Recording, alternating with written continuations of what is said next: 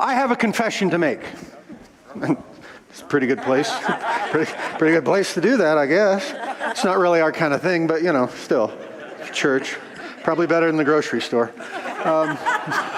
Which could be fun. Excuse me, ma'am, stop bringing out my items. I have a confession to make. Here is this. Wow. Which, Spencer, good to see you, brother. Kristen was looking for you. Honey, he's over here. He's sitting over here. Here's my confession. I'm not a big science and numbers guy. I'm not. I try. I try and study and research and all that stuff, and I get kind of bored. I get kind of lost in it. That is what it is. But I'm a relationship guy. I'm a heart guy.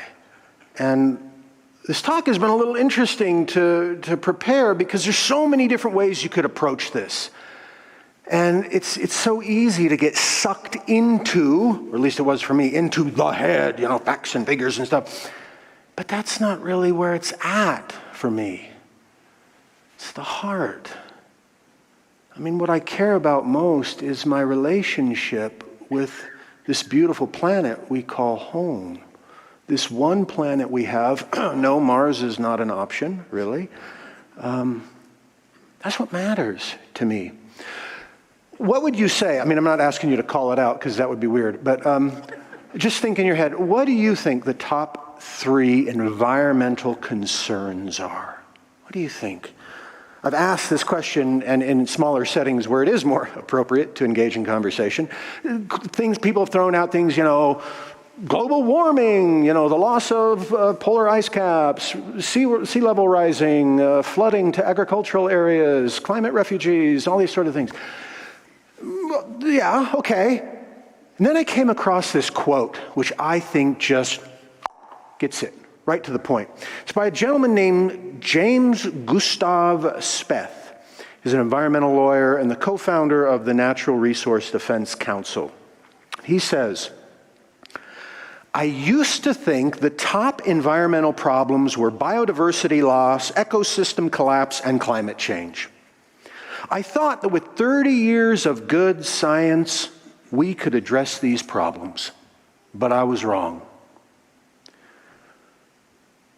Oh, now I lost my quote. Hang on. The top environmental problems are greed, selfishness, and apathy. And to deal with these, we need a spiritual and cultural transformation, and us scientists don't know how to do that. If this was about facts and figures and data, gang, we wouldn't even be talking about this. We wouldn't have been talking about this. We would have made the changes we needed to make years ago. Years ago. Why has it become so divisive, such a thing? It's our home. It is sacred. I think Ernest Holmes knew what the problem was. He didn't talk specifically about climate change, as far as I know, or the environment, not really. But that quote that Reverend Michelle read a few moments ago, it is a sense of separation rooted in the notion that humans are physical beings separate from the Spirit of God, separate from each other, separate from the rest of creation. This belief in separation is the root of all our suffering. The root of all our suffering is the belief that we are separate from the rest of creation, when in truth, like the rest of creation, we are the divine in expression. And that belief in separation, I believe, has put us out of right relationship with the rest of the natural world. And it has allowed for the proliferation of what many would say is greed, selfishness, and apathy. Well, then, how do we get into right relationship? What does that even mean, to be in relationship with the earth, with the rest of creation? Here's what Dr. Ernest Holmes said. One of our declaration of principles, this sort of what we believe, if we have a creed, then that would probably be it. One of them is this: we believe that the manifest universe, creation, is the body of God. It is the logical and necessary outcome of the infinite self-knowingness of God.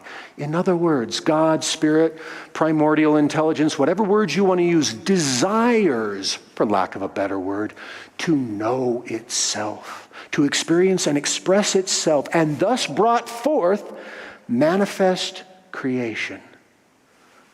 You, me, all of it. We are all the body of God. But I gotta say, I don't know overall that our species treats the rest of creation like it was the sacred body of God. We talk a lot about oneness and unity, but I don't know. If I think of an earth pre-human, and I think of an earth now, I don't really know that I could say that our species has been overall a beneficial presence on the planet. And that really brings me to this idea of being a beneficial presence. Thomas Berry, we heard a quote from him and saw his picture briefly. He had this, idea, whatever, he called the great work. The great work. He said, our species is called to engage in the great work, which is this: to move, to transform, to evolve from being a destructive presence on the planet to being a beneficial presence on the planet. A beneficial presence on the planet. Now, in order to do that, we would have to engage with those two quotes from Dr. Ernest Holmes. One, we would have to give up this tendency to see ourselves as separate. Not only to embrace unity and oneness as a great theological concept, but to actually embody and live it.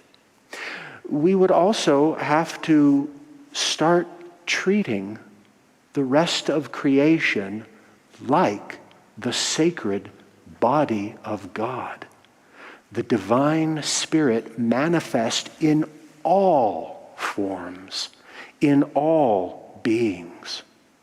So I want to give you some tips, some suggestions on how we might become a beneficial presence, how we might develop and deepen our right relationship with the rest of creation, and as a side benefit, how we might deal, how we might transform, how we might heal these top environmental challenges of greed, selfishness, and apathy.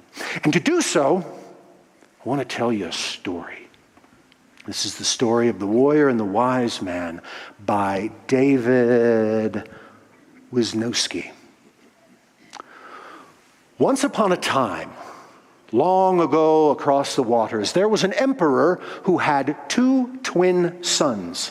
Now, these sons were alike in gesture and feature. They were identical. But in nature and temperament, they were entirely different. Now, one of them, his name was Toyman, with sort of a Z sound. Toyman. He was brave and fierce. He was the greatest warrior in all of the land. The other brother, his name was Toyman, sort of an A sound. Toyman. He was compassionate and thoughtful. He was the greatest wise man in the land.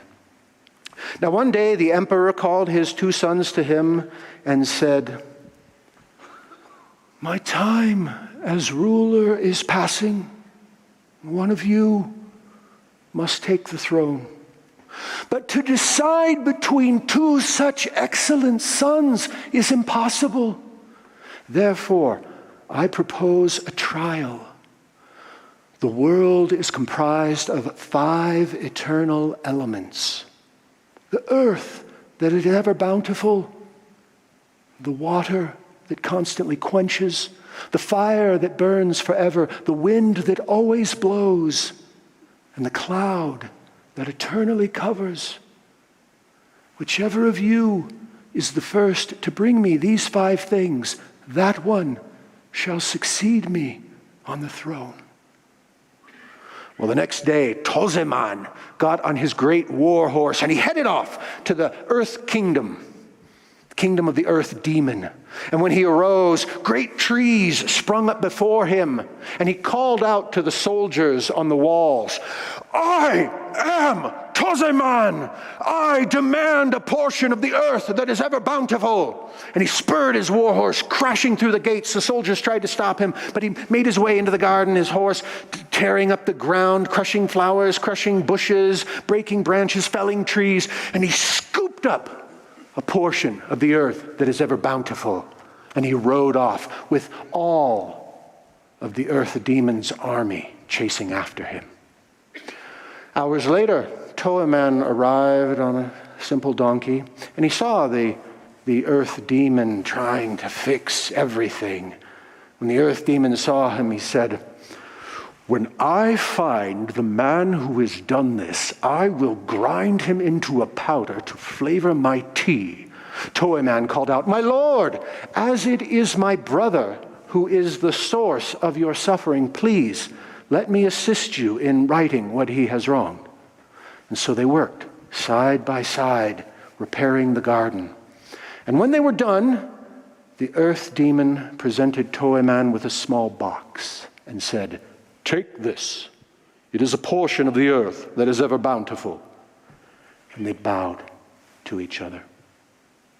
Toyman next made his way to the kingdom of the water demon, and he could tell that his brother had already been there because the water demon was busy trying to repair all of these holes in a great well, and the water was gushing out, flooding his kingdom.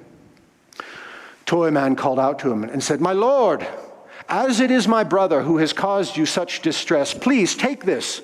It is a portion of the earth that is ever bountiful. Use it to renew your lands." Well, the water demon took the contents, spread it out over his lands, and instantly beautiful grass, flowers, trees sprung up, renewing his lands. He took a small flask, handed it to Toyman, and he said, "The water that constantly quenches." And they bowed to each other. Next, Toyman made his way to the kingdom of the fire demon, and just as he arrived, he saw his brother riding quickly out of a great cave, and behind him, like lava, flowed all of the soldiers of the fire demon's army, chasing him. Toyman made his way into the cave, and there he saw the fire demon, waist deep in lava. And he was struggling, trying to fix this broken gate, this broken door on a great furnace. And when he saw Toyman, he said, "What? You dare to return?" And Toyman said, No, my lord. It was my twin brother, Toyman. He is the one who has caused you such distress. And the fire demon said, "Oh, I thirst. If I had but a bit of water to cool my burning throat, I could accomplish this task." And Toyman said, "My lord, take this. This is the water that constantly quenches. Take this. Perhaps it will whet your appetite for my brother." Well, the fire demon drank it down in one gulp and then gave a great push. The door snapped back in place. He fashioned a vessel out of lava, filled it with fire, and said, "Take this, the fire that burns forever." And they bowed to each other. Toyman next made his way to the kingdom of the wind demon. And just as he arrived, again, he saw his brother coming out through the broken gates, riding past him furiously, followed by the entire army of the wind demon. And in his hand, he noticed that Toyman was holding a delicate little fan, and off he raced. Toyman made his way into the castle, into a great hall. It was just whirling with wind, and there, in the darkness, in the dimness, he could just make out the figure of the wind demon with a smoking torch in his hand. And the wind demon cried out, "Light! I need light! If I could have seen him, I would have caught him." And Toyman said, "My lord, as it is my brother who has caused such disarray, please take this, the fire that burns forever." And with it he lit the torch, which remained lit even amidst the furious wind. Well, the wind demon was so grateful, he presented Toyman with a small fan and said, "One flutter will start the wind that always blows." And they bowed to each other. Finally, Toyman made his way to the kingdom of the cloud demon, and as he arose at the base of the mountain, he noticed a small figure of a man climbing down very quickly, jumping on his horse, furiously riding away, and a stream of gray-clad warriors in fast pursuit. Toyman made his way, climbing up the mountain, and as he did, it got foggier and hazier and cloudier until he couldn't tell which way was up or down, so he called out, "Hello!" He heard a voice say, "Hello! Where are you?" "Where are you?" "I'm here." And he took out the fan, gave a flutter, and the cloud parted. And there he saw the cloud demon, swords raised. "Marvelous to be able to see again." But even as he said that, the cloud started to come back. So Toyman said, "My lord, as it is my brother who has caused you such distress, please take this, the wind that always blows." Well, the grateful cloud demon grabbed a little cloud, popped it into a flask, and said, "Take this, the cloud that eternally covers." And they bowed to each other. Well, Toyman was making his way back to the emperor's castle, his father's castle, and he could hear the sounds of celebration.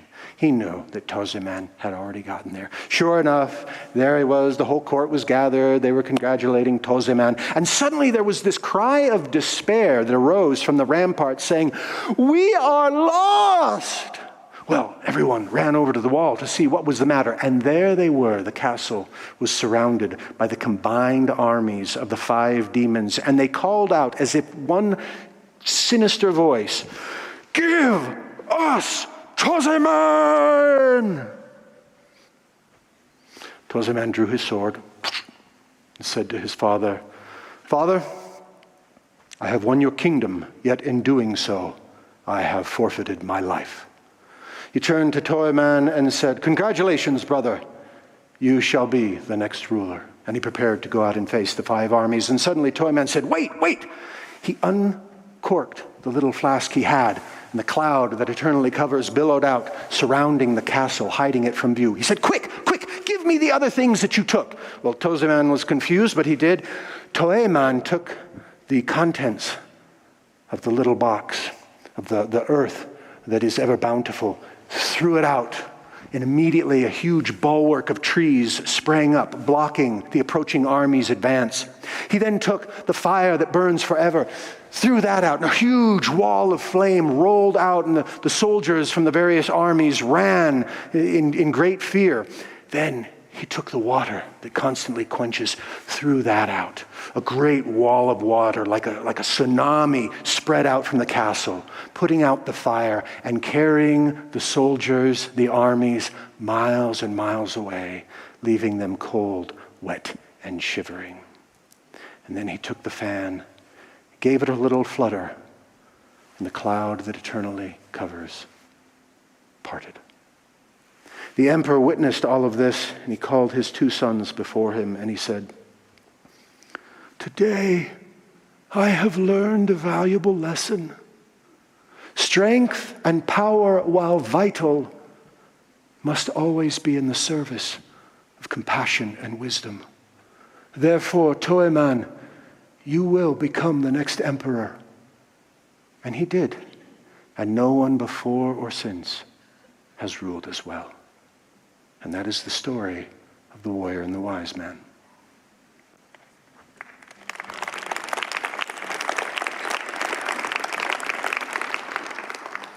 So what does that say to us about answering this call to the great work?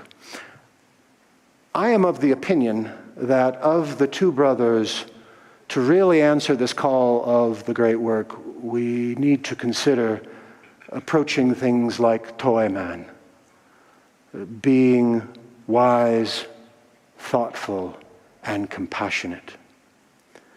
To answer this call, we are called to be wise. Toyman was short-sighted. He was focused on his goal of becoming the emperor. He did not look at the consequence of his actions. So although he became Or potentially he won the contest. He won. He was there first. He lost because he was short-sighted. He did not look at the consequences of his actions. It is one thing to have the power to be able to act.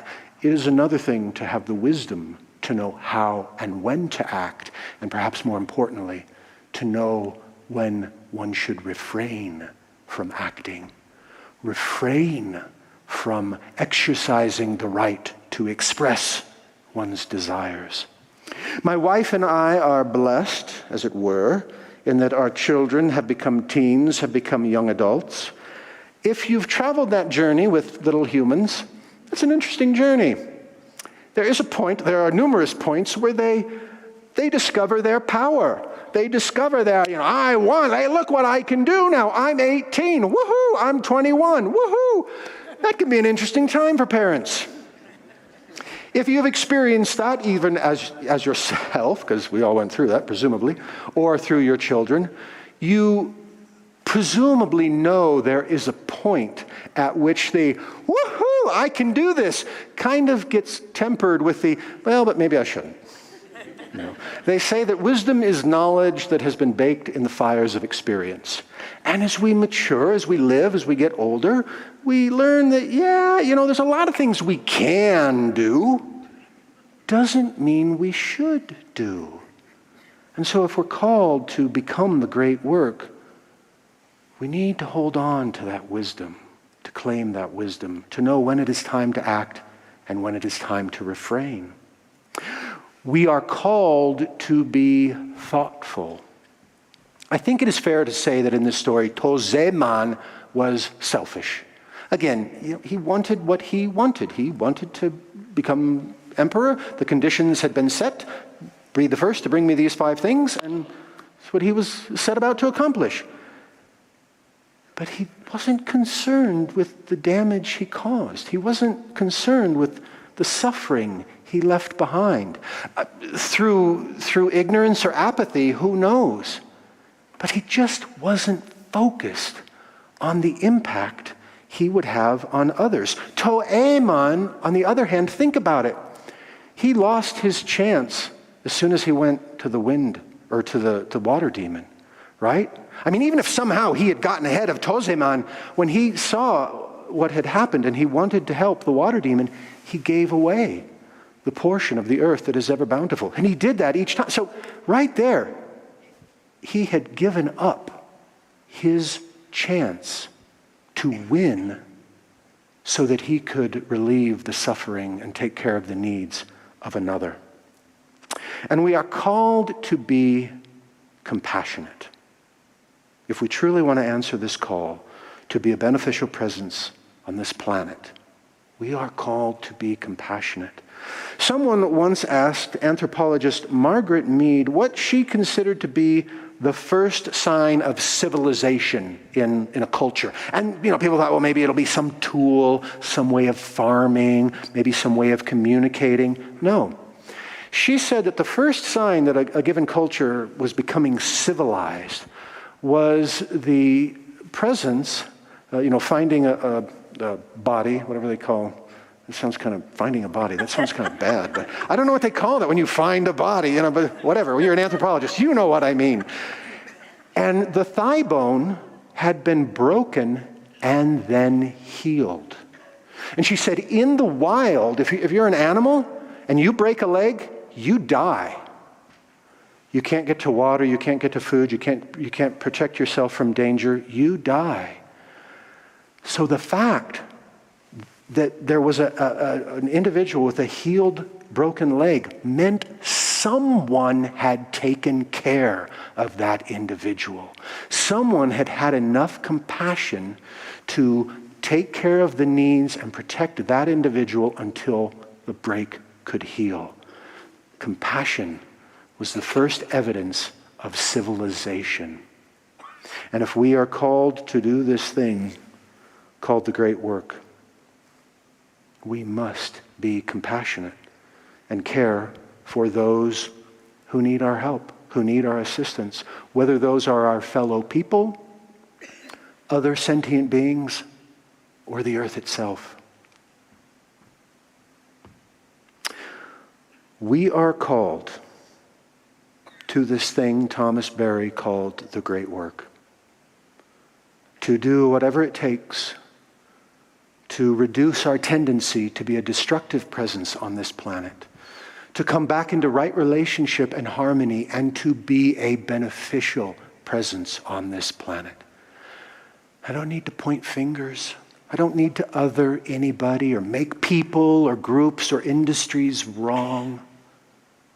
We just have to come together and make a decision to be a beneficial presence. We are called to see through the lie of separation, to truly acknowledge and embody our oneness and unity with all of creation. We are called to conduct ourselves with wisdom, thoughtfulness, and compassion. And we are called to ensure that those we allow to lead us do the same. Let's pray.